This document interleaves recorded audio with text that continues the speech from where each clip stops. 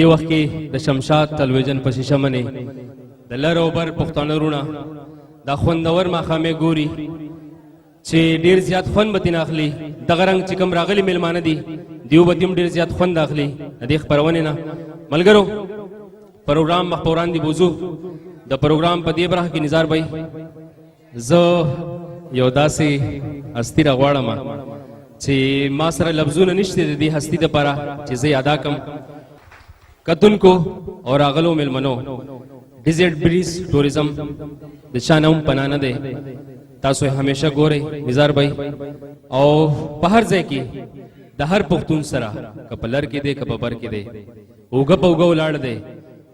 نن هغه مشر بزرا بلم سټیج ته چې د ډیزرټ بریز مشر دی جناب نسیم صحافي ته زه خواست کوم چې هغه سټیج ته راشي. خو د هغه دپاره د لاسونو پړکه ډېره ضروري ده دوستانو.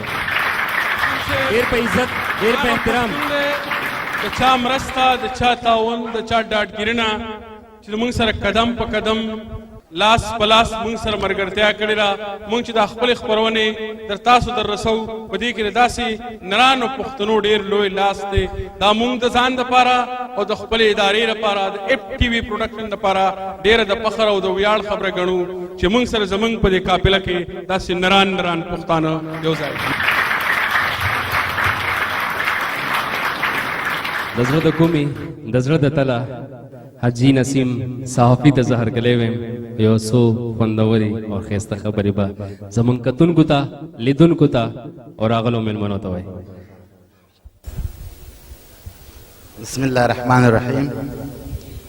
راغلو ښاغلو درنو میلمنو د ټولو نه په اول کې د اف ټي وي د اولې کلیزې مبارکي حاجي صاحب فاروق سلطان خټک صاحب ته او د شمشاد د پنځمې کلیزې مبارکي حاجي صاحب فضل کریم فضل ته او بیا نسیم زما همنامه پښتون صاحب ته او د شمشاد ټولو همکاران که هغه په کابل کې دي او که په پېښور کې دي که هغه دلته په دوبۍ کې دي ټولو ته زړه د کومې د پنځه کلیزې او د اولې کلیزې مبارکباد د زړه د کومې نه وایم.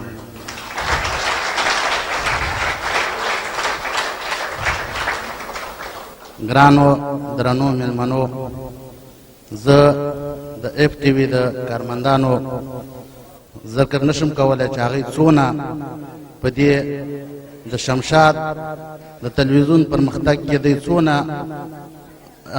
محنت کړی او دوی څونه هلې ځلې کړي دي. هغه ټولو پښتنو ته لر او بر که هغه افغانستان کې دي که هغه په پښتونخوا کې دي ټولو ته ثابته ده.